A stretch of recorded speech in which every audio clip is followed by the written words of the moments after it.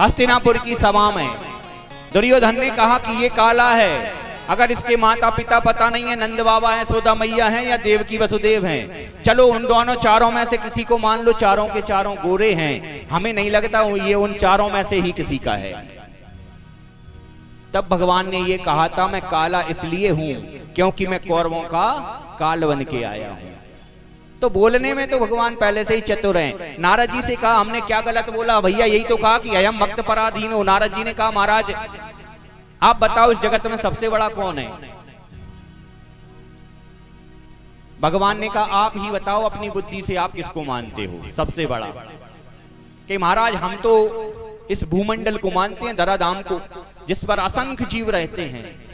भगवान मुस्कुराए, उन्होंने कहा, भूमंडल को एक छोटे से शेषनाग जी ने धारण कर रखा है। तो कहीं महाराज शेषनाग सबसे बड़े होंगे? नारद जी ने कहा, अच्छा कहीं शेषनाग जी को शंकर भगवान माला बना करके पहनते हैं, गले की शोभा बढ़ाते हैं उनके, तो ये महाराज शंकर भगवान सबसे बड़े होंगे। उन्होंने कहा, शंकर जी को तो कैलाश पर्वत सहित रावण ने उठा दिया था। तो कहा, महाराज के रावण सबसे बड़ो हो? तो नहीं, कि रावण को राम ने मार गिराया था। तो नारद जी ने कहा, महाराज वही तो हम कह रहे, आप ही राम थे और आप ही सबसे बड़े हो। उन्होंने कहा, फिर भी नहीं समझे तुम। भगवान नारायण ने कहा, नारद ये बताओ संपूर्ण ब्रह्मांड कहां रहता है? कई महाराज आपके रोम छिद्रों में असंख्य कोटि ब्रह्मांड हैं। भगवान की एक एक रोम में असंख्य ब्रह्मांड समाये हुए हैं। यानी कहीं मैं संपूर्ण ब्रह्मांड का वजन लिए बैठा हूं? कहीं बिल्कुल बैठे हो, ठीक है महाराज। और मैं कहां रहता हूं? कि महाराज भक्त के हृदय में। तो मैं केवल संपूर्ण ब्रह्मांड का वजन लिए बैठा हूं, और भक्त संपूर्ण ब्रह्मांड के साथ साथ मेरा भी वजन अपने भक्त के हृदय में धारण कर रहा है। तो सबसे बड़ा कौन हुआ? भक्त बड़ा हुआ कि भगवान बड़ा हुआ? नारद जी ने कहा, महाराज फिर तो भक्त ही सबसे बड़ा हुआ। बोलो राधे राधे। क्योंकि जब वो भक्त नहीं होंगे तो फिर भगवान कहां होगा? वो जब भक्त नहीं होंगे भगवान कहां होगा? जब भक्त नहीं होंगे भगवान कहां होगा? जब भक्त नहीं होंगे भगवान कहां होगा? जब भक्त नहीं होंगे भगवान कहां होगा? जब भक्त नहीं होंगे भगवान कहां होगा? जब भक्त नहीं होंगे भगवान कहां होगा? भगवान कहां होगा? पर मेरी समस्या का, फिर मेरी समस्या का समाधान कहां होगा? पर मेरी समस्या का समाधान कहां होगा? जब भक्त नहीं होंगे भगवान कहां होगा?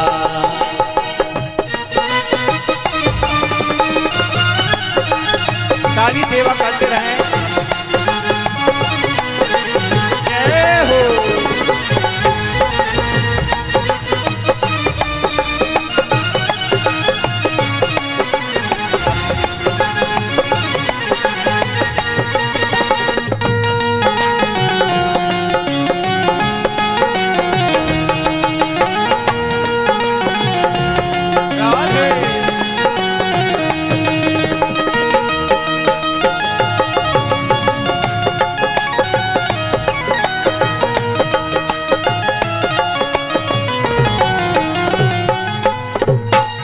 जगत में एक से बड़े एक भक्त हुए हैं। हमने भी आपको ध्रुव की भक्ति बताई, प्रहलाद जी की कथा सुनाई। आप सोचना सबसे बड़ा भक्त कौन है? भक्त हुए लाखों और भक्ति भी करते हैं। भक्त हुए लाखों और भक्ति भी करते हैं। भक्त हुए लाखों और भक्ति भी करते हैं। भक्त हुए लाखों और भक्ति भी करते हैं। पर हनुमान जैसा पर हनुमान जैसा कोई भक्त कहाँ होगा, पर हनुमान जैसा कोई भक्त कहाँ होगा।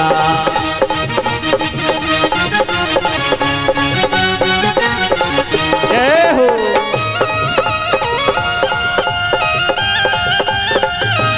राधे।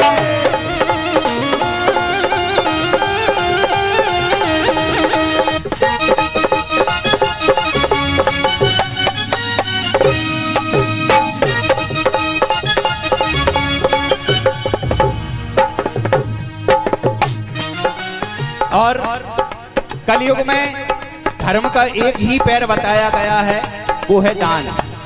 जैन कैन विधि दीने दान कराएं कल्याण। दानी एक से बढ़ के एक हुए। कल आपने वामन चरित्र श्रवण किया, राजा बलि ने अपना संपूर्ण दान कर दिया, लेकिन पता है सबसे बड़ा दान क्या होता है? दानी हुए लाखों और दान भी देते हैं। दानी हुए लाखों और दान भी देते हैं। हाँ, दानी हुए लाखों और दान भी देते हैं। दानी हुए लाखों और दान भी देते हैं। पर कन्यादान जैसा, पर कन्यादान जैसा कोई दान कहाँ होगा, जैसा कोई दान कहाँ होगा। जब भक्त नहीं होंगे भगवान कहाँ होगा, जब भक्त नहीं होंगे भगवान कहाँ होगा।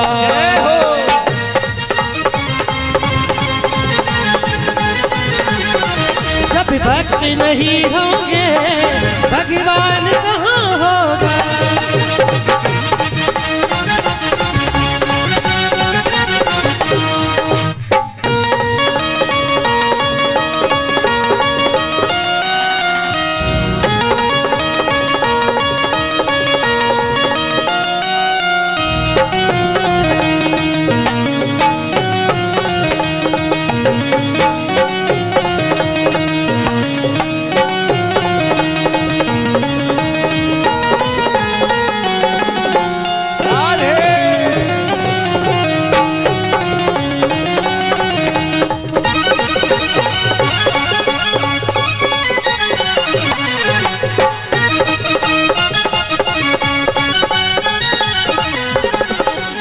और इस जगत में एक से बढ़ के एक ज्ञानी हुए, और एक ज्ञानी तो ऐसा हुआ महाराज कि जिसके बाद ना उसके जैसा हुआ है और ना आगे होगा। लेकिन जब उसके वो अपने ज्ञान का अभिमान हुआ तो भगवान ने उसकी भी वो दशा की जो हम और आप सभी के लिए एक सीख थी कि मैं अभिमानियों को नहीं छोड़ूंगा। भले इसके जैसा ज्ञानी हो ना हो, पर अभिमानियों को मैं छोड़ूंगा नहीं। ज्ञानी हुए लाखों और ज्ञान भी देते हैं। ज्ञानी हुए लाखों और ज्ञान भी देते हैं। हाँ, ज्ञानी हुए लाखों और ज्ञान भी देते हैं। ज्ञान हुए लाखों और ज्ञान भी देते हैं। पर रावण के जैसा, पर रावण के जैसा विद्वान कहाँ होगा, पर रावण के जैसा विद्वान कहाँ होगा। रावण के जैसा विद्वान कहाँ होगा। जब भक्त नहीं होंगे भगवान कहाँ होगा। जब भक्त नहीं होंगे भगवान कहाँ होगा। जब भक्त नहीं होंगे भगवान कहाँ होगा। जब भक्त नहीं होंगे भगवान कहाँ होगा। भगवान कहाँ होगा। फिर मेरी समस्या का, फिर मेरी समस्या का समाधान कहाँ होगा। समाधान कहाँ होगा। भगवान कहाँ होगा।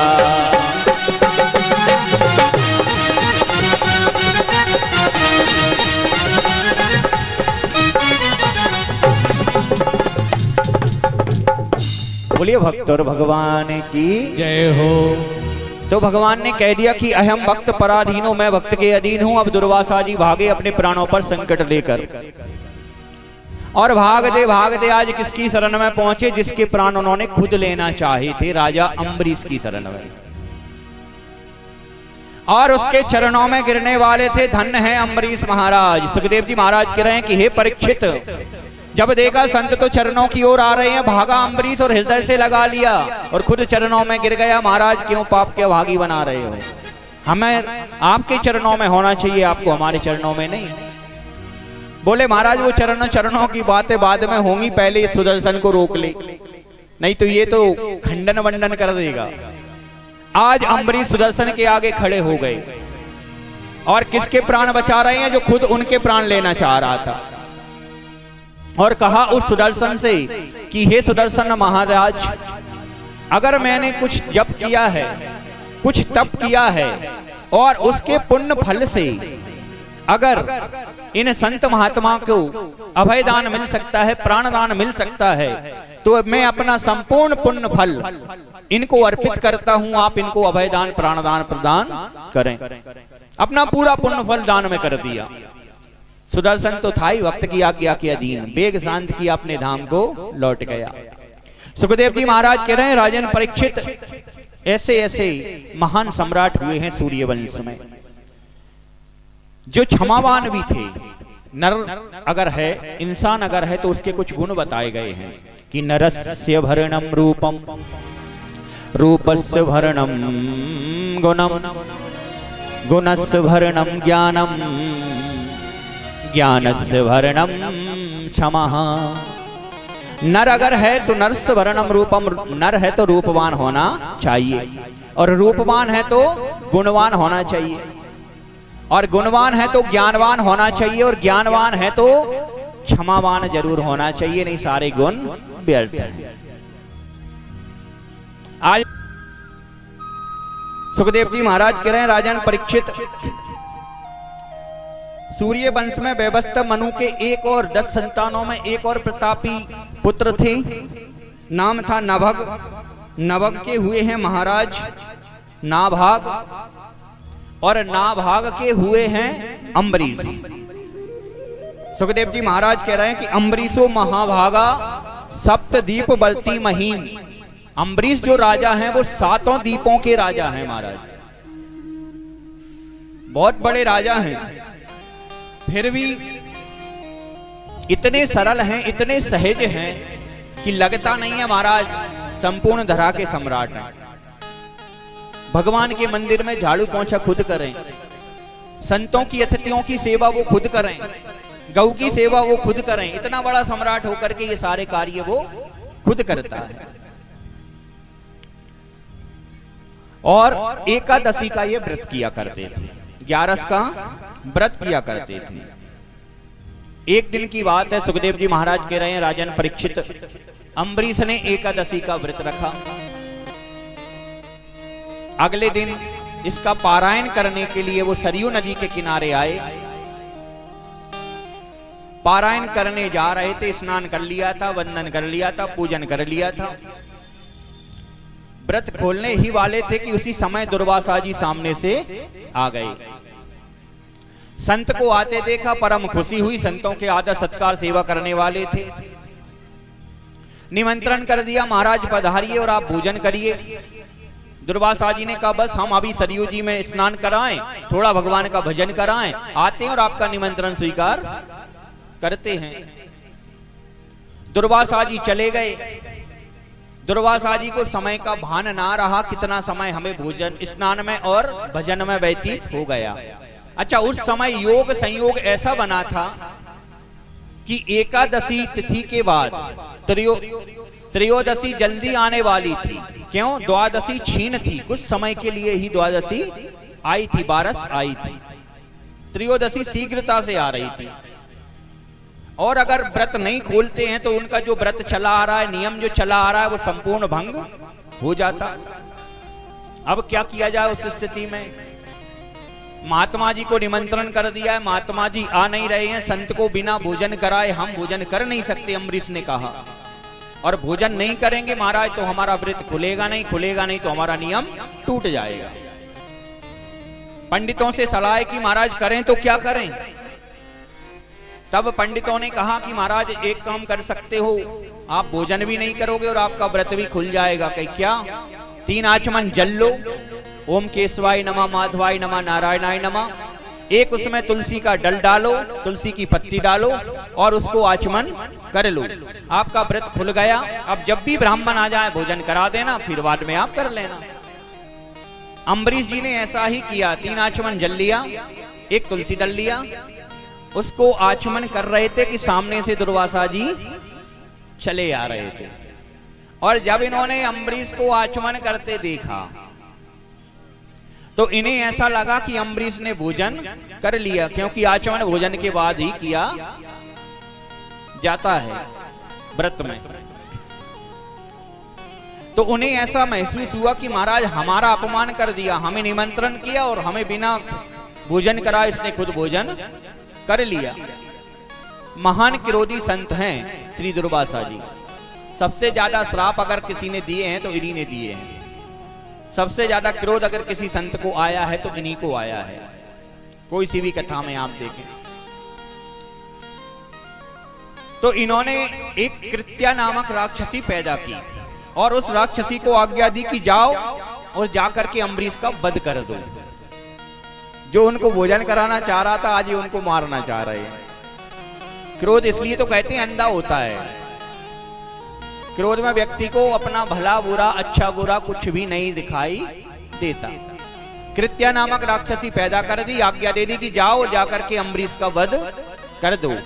अम्बरीश जो था वो भगवान के परम भक्त हैं। कृत्या नामक राक्षसी को सामने देखा, हाथ जोड़ करके खड़े हो गए, प्रार्थना की कि नारायणाय वासुदेवाय हरिये परमात्मने प्रणत कलेश नाशाय गोविंदाय नमो नमः।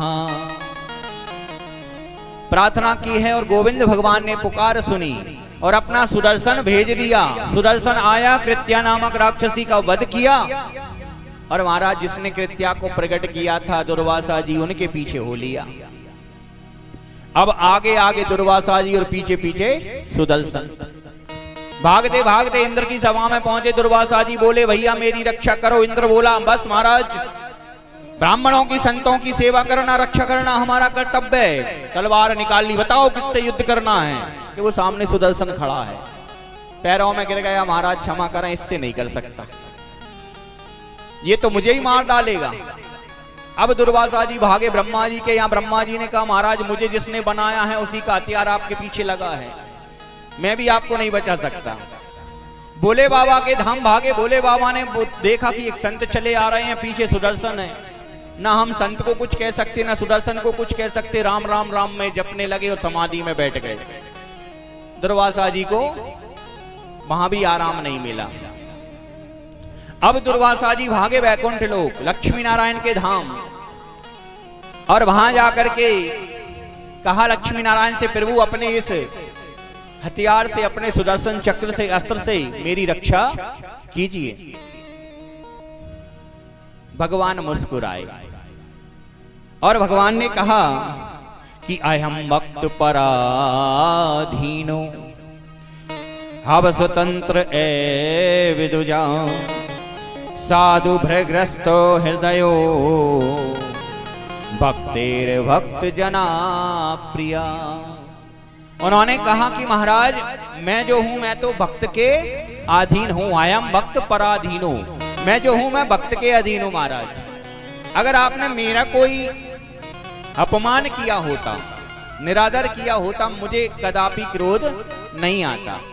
मैं संतों पर, ब्राह्मणों पर, बालकों पर कभी क्रोध नहीं करता। एक महाराज आए थे, भृगु महाराज, मेरी छाती में लात मारी थी, फिर भी मैंने यही पूछा था महाराज मेरी छाती कठोर, आपके चरण कोमल, चोट तो नहीं लग गई। मैं क्रोध नहीं करता, लेकिन आपने मेरा अपराध ही नहीं किया। अपराध आपने किसका किया है? भगत का। और अहम भक्त पराधीनो, मैं उसके अधीन हूं, तो महाराज मैं तो कुछ नहीं कर सकता। मना कर दिया भगवान ने। मधुर वाणी में। बोलने के दो तरीके होते हैं, एक कटु वचन से बोला जा सकता है और वही बात एक मधुर वचन से बोली जा सकती है। दुर्वासा जी भागे, आगे आगे दुर्वासा जी जा रहे, पीछे पीछे सुदर्शन जा रहा। जाने दें उनको, बैकुंठ धाम में नारद जी भी खड़े थे। नारद जी ने जब सुना ना कि भगवान कह रहे थे अयम भक्त पराधीन, उन्होंने कहा महाराज आप बोलने में बड़े चतुर हो, बोलने में आप कुछ ज्यादा ही चतुर हो।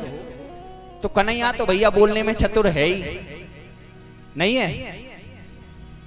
एक बार जब कन्हैया से माता यशोदा ने पूछा दारी के ये तो बता, मैं गोरी, तेरे बाबा गोरे और तू कारो भाव, मोह तो जा लगे जे ब्रजवासी कहे ना कि तू हमरो छोरा ना है, तो सचमुच में तू हमरो छोरा ना है, क्योंकि हम दोनों गोरे हैं और तू कारो है। तब कन्हैया ने उस काले रंग का जवाब दिया कि मैया भाव तो मैं भी गोरो ही है, तो वाइट वाइट आपके जैसो ही, पर आपकी गलती से कारो बन गो, ये गलती आपकी है हमारी ना है। कैसे बन गो? मैया ने पूछा ये तो बता बन कैसे गो? कहीं मैया मैं हुआ था जब तू बेसुध पड़ी थी, बादों की अंधियारी रात्रि थी, हुआ तो मैं भी गोरा था, अब तुझे होश नहीं था तो मैं रो रहा था और इधर उधर लुढ़क रहा था, जितना अंधेरा था ना वो सबका सब मुझसे चिपक गया, गोरे से मैं काला पड़ गया।